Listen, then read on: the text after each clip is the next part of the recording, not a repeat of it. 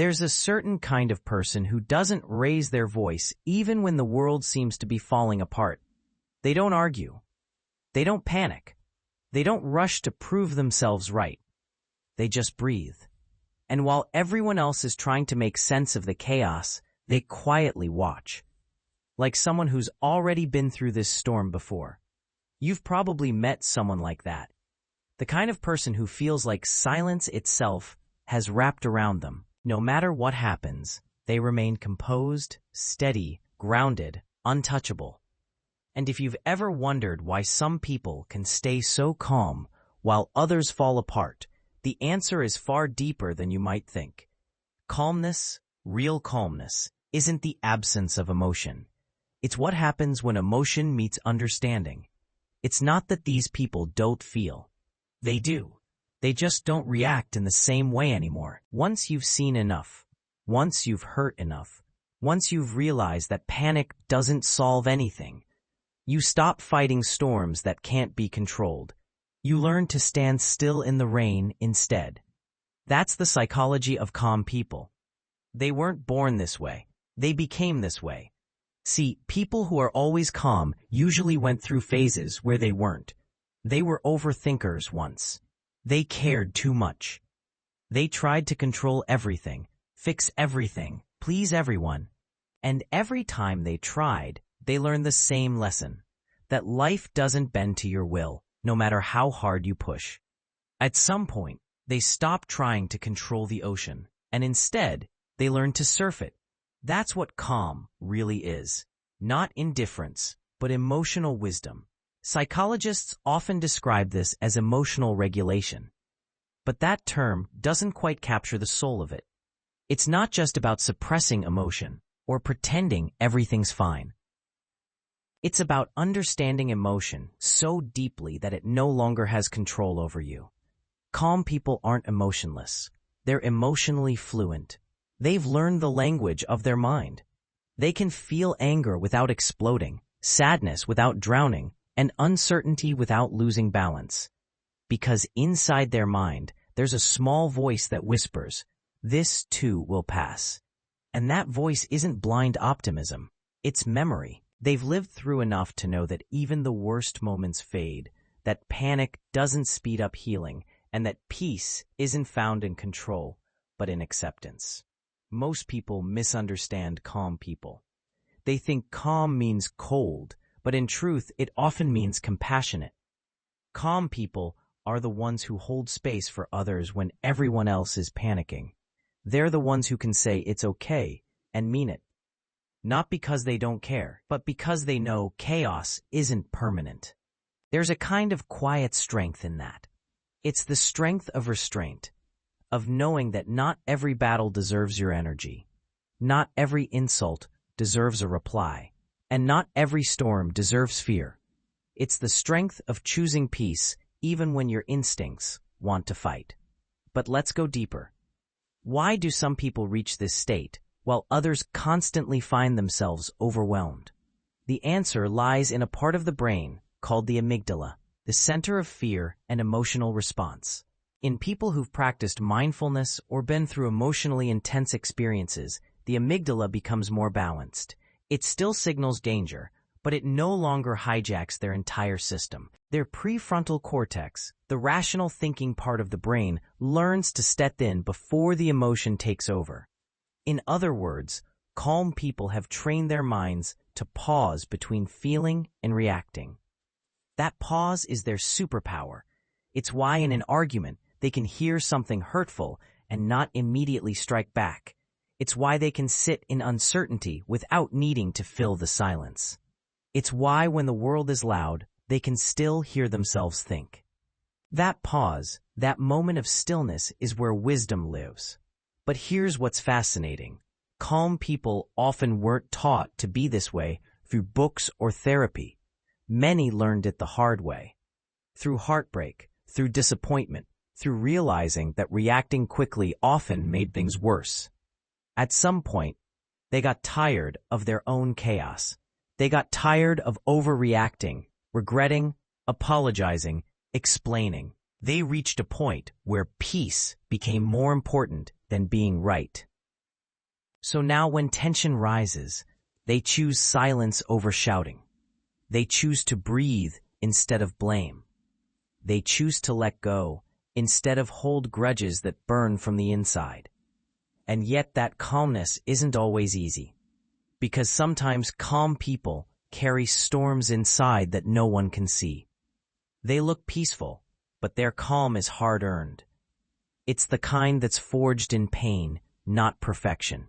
They've cried in private, questioned their worth, felt unseen, misunderstood, and through all that, they discovered that peace isn't a reward for having an easy life. It's a discipline you build when you realize that emotional chaos doesn't serve you anymore. That's why people who are always calm tend to think differently. They're not driven by impulse, they're guided by perspective. They don't chase validation, they chase meaning. They don't need to prove they're right. They'd rather understand, because deep down they've realized something most people don't. Reacting to everything makes you a prisoner of everything. The calmer you are, the freer you become. In psychology, there's something called response flexibility. It's the ability to choose your response rather than let it choose you. That's what calm people master. They don't suppress emotion, they channel it. They let the energy move through them without letting it destroy them. That's why they're often the ones who seem so composed during crisis, but break down quietly afterward. Not because they're pretending, but because they understand timing. They know there's a time to feel and a time to act, a time to process and a time to release. Their calmness isn't a mask. It's an internal compass that keeps them aligned, no matter how strong the winds get. And if you look closer, you'll notice another thing. Calm people don't just react differently, they see differently. While most people see chaos, they see patterns. While most see problems, they see lessons. While most see endings, they see beginnings disguised as change. They've trained their perception to zoom out, to look at the bigger picture instead of getting lost in the moment. That's what gives them balance. That's why they can lose something and still say, maybe this was meant to happen. It's not denial. It's perspective born from experience. The calm person you see sitting quietly in the corner, they've probably lived through things that once broke them. They just learned not to live inside that break anymore. They've realized that when you stop trying to control the uncontrollable, you create space. And that space is where peace begins. Think about that the next time you see someone who never seems rattled. They're not detached from life. They're just anchored deeper in it. They've stopped being tossed around by every wave because they've become the ocean itself. Their calmness is not apathy. It's understanding. It's the understanding that not every emotion deserves expression. Not every thought deserves attention. And not every situation deserves energy, because energy to them is sacred. They spend it wisely on things that build, not break. They've seen how easily chaos can drain a person, how drama can destroy peace, how small reactions can grow into regrets. So they choose differently now. When someone insults them, they pause. When someone misunderstands them, they explain if it's worth it and walk away if it's not. When life gets heavy, they don't collapse. They lean on faith, on time, on perspective, and that's what makes calm people magnetic. It's not that they have all the answers. It's that they don't need to anymore. They've made peace with uncertainty. And in a world obsessed with control, that peace is power. Because while most people are fighting battles in their minds, replaying, overthinking, regretting, calm people know that silence can say more than words ever could. That not every emotion deserves a witness, and that sometimes the greatest strength is simply not reacting. But there's another layer to this psychology, something few people talk about. Calmness can also be a kind of self-protection. A defense mechanism, yes, but a gentle one. For many, calmness isn't something they chose. It's something they had to build to survive. They learned early that reacting loudly didn't change outcomes, that staying composed was safer, that keeping your emotions guarded kept you from being misunderstood or hurt. So calmness became their armor. Their quiet became their shield. But here's the beauty. Even if it began as protection, it evolved into power. Because over time, that restraint turned into awareness. That emotional distance turned into depth, and that quiet strength became the foundation of their peace. That's why calm people are often the most self-aware. They understand their triggers. They recognize their patterns. They don't need constant noise to feel alive. They find comfort in stillness because stillness isn't emptiness. It's clarity. It's the sound of someone who's finally stopped running from themselves. The calm ones, they often make the world feel a little slower, a little safer, just by being in it. They don't walk into a room and demand attention. They don't raise their energy to match the noise. Instead, they lower the noise by being themselves. You can almost feel it, that quiet confidence that doesn't need to be proven. There's something magnetic about people who stay calm in a world addicted to reaction. It's not because they're emotionless. It's because their emotions have matured, and maturity isn't about age. It's about understanding what truly deserves your peace. Calm people often know that arguing rarely changes anyone's mind, that rushing rarely speeds anything up, that worrying rarely prevents anything from happening. So they let go of what doesn't serve them, not because they don't care, but because they finally learn the cost of caring about everything. The calm person has probably already lived through what you're panicking about.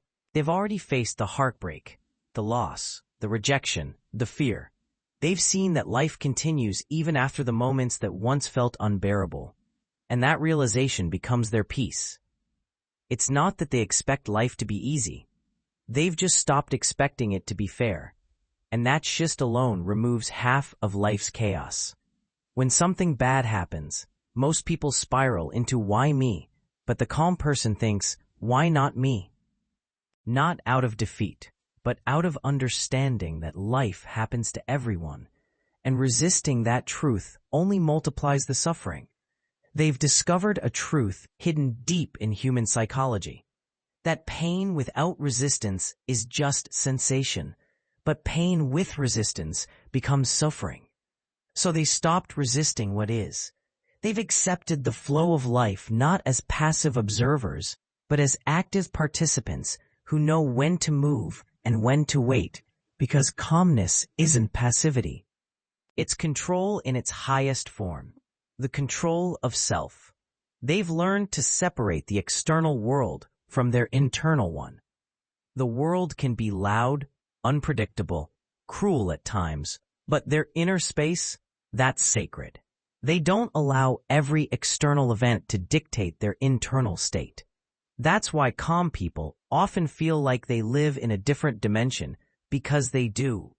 It's the space between stimulus and response that defines them. That tiny, invisible pause where they decide whether to feed chaos or peace, that pause is the mark of emotional intelligence. Because the truth is, calmness isn't found, it's created. Every calm person you meet is building it moment by moment. They've built it in long nights when their mind wouldn't stop racing, in mornings where they wanted to quit, in conversations where they chose silence over reaction. It's not easy, but it's intentional. They've trained themselves to be unshaken. Not because life stopped testing them, but because they stopped failing the same emotional tests. If you ask a calm person what changed them, they'll probably tell you, I just got tired. Tired of overthinking. Tired of defending. Tired of being misunderstood. Tired of giving energy to everything that didn't deserve it. So, they started valuing peace like oxygen. It's a strange thing. The world celebrates loud success, but rarely honors quiet strength. Yet it's the calm ones who carry the most wisdom. They're the ones who can sit in stillness long enough to actually hear what life is trying to say. They notice more than they speak. They see through the noise. because silence sharpens perception. In that silence, they observe without judgment, and that's what allows them to understand people so deeply. If you think about it, calm people are emotional translators. They don't just hear words, they hear intention. They don't just see behavior, they see the wound behind it. They don't just react to energy, they absorb, decode, and release it. That's why talking to them feels like therapy. You feel seen, not analyzed, understood, not judged, because they're not listening to respond, they're listening to understand. That kind of listening requires stillness, and stillness requires strength. Because it's hard to stay centered when others are spinning. It's hard to remain soft when the world keeps trying to harden you. But calm people do it anyway. Not because it's easy, but because they know it's necessary. They've realized that peace is not the absence of problems. It's the ability to face problems without losing yourself, and that's what sets them apart. Most people look for peace in perfect conditions. Calm people create peace within imperfect ones. They don't wait for the storm to pass. They learn to find stillness inside it. You'll often find them with simple routines because simplicity stabilizes the mind. A morning ritual, a quiet walk, a cup of tea, a few minutes of silence before sleep. These little habits aren't random, they're anchors. Psychologically, repetition builds a sense of control and predictability, and calm people protect that pattern because it keeps them grounded. They know that without small doses of stillness, the mind starts to spin stories, and the calmer the mind, the clearer those stories become. There's also something beautifully paradoxical about them. Calm people tend to be some of the most emotional souls, yet they're the least reactive because they've learned that expression doesn't always require eruption. Sometimes you express emotion by holding it gently until it dissolves. And this doesn't mean they don't feel intensity, they just express it differently. Their sadness turns into reflection, their anger turns into clarity, their fear turns into faith. That alchemy, the ability to transform emotion into awareness, is the core of calmness. It's what separates emotional maturity from emotional chaos. But here's something even deeper. Calmness doesn't only change how you feel. It changes how people treat you. When you stay calm, you become harder to manipulate. You become unpredictable to those who rely on emotional reactions. And that in turn protects your energy because nothing confuses chaos more than someone who doesn't join it. It's a quiet rebellion. When everyone else is racing to respond, the calm person waits. And in that wait, they gain perspective that others miss. They see motives, patterns, dynamics that only reveal themselves in stillness. They don't rush to conclusions because they've learned that truth always unfolds. It doesn't need to be forced. That's why calm people rarely regret their decisions. They give life enough time to show them what's real. And maybe that's the most profound part. Calm people don't just manage emotion. They respect time. They understand that time reveals what emotion hides. That patience is not inaction. It's wisdom disguised as delay. So while others chase quick closure, calm people allow things to breathe. Because they know that rushing understanding is the fastest way to misunderstand. If you ask them how they stay so calm, they'll smile and say something like, "I just stopped fighting everything." But what they really mean is they stopped fighting life. They stopped trying to win every argument, control every outcome, rewrite every past, and predict every future. They started trusting themselves enough to let things unfold. Trust. That's the secret ingredient in calmness. It's not about knowing what will happen. It's about believing that whatever happens, you'll handle it. And that belief doesn't come from ego. It comes from experience. From surviving enough storms to know you will survive the next one too. That's why calm people often radiate quiet confidence. Not loud, showy confidence, but the kind that feels like gravity. It's not in their words, it's in their presence. You just feel safe around them because their energy tells you it's okay. We don't have to rush. We don't have to fight. We can just be. And maybe that's what the world needs more of. People who don't add to the noise. People who can pause before reacting, breathe before speaking, and listen before judging. Imagine if everyone learned to do that just for a day. The world would sound a lot quieter. And maybe, just maybe, that silence would heal more than words ever could. But let's be real, staying calm isn't easy. Even the calmest people lose their balance. Sometimes they get angry, they break down, they feel doubt. But the difference is, they know how to return to stillness. They don't stay lost in emotion. They observe it, understand it, and let it pass. That's the cycle. Awareness, acceptance, release. Because true calm isn't about never being shaken. It's about always finding your way back. The calm ones know that emotions are waves, not walls. You can't stop them from coming, but you can choose how to surf them. So they ride the rise and fall of life with grace, never letting one wave define the entire ocean. They've learned that happiness and pain are temporary visitors, both welcome, both fleeting, and in that acceptance, they find peace that doesn't depend on what happens next. That's why calm people often feel timeless, as if they've stepped outside the race everyone else is running.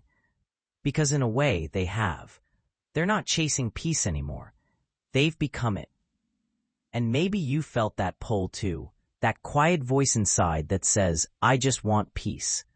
Maybe you've reached the point where chaos no longer excites you, where silence feels like safety, and where you'd rather understand than argue. That's not weakness, that's growth.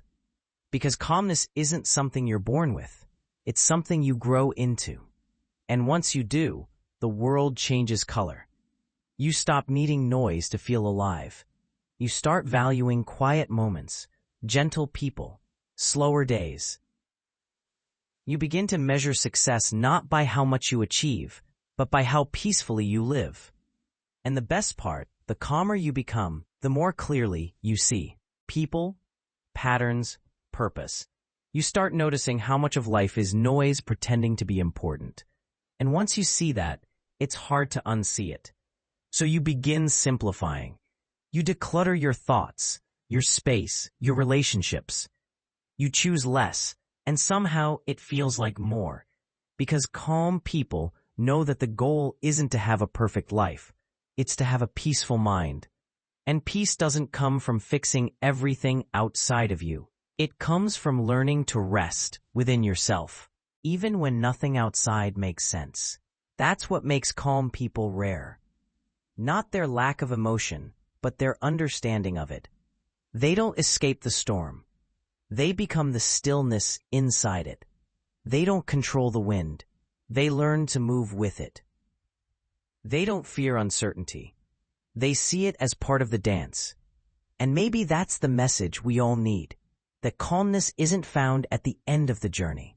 It's found when you stop running and decide to be fully here right now. Because life will always test you. It will shake you, challenge you, break your rhythm. But every time it does, you have a choice to react or to return. And every time you choose to return to calm, you become a little stronger, a little wiser, a little freer. So if you've ever been told you're too calm, take it as a compliment.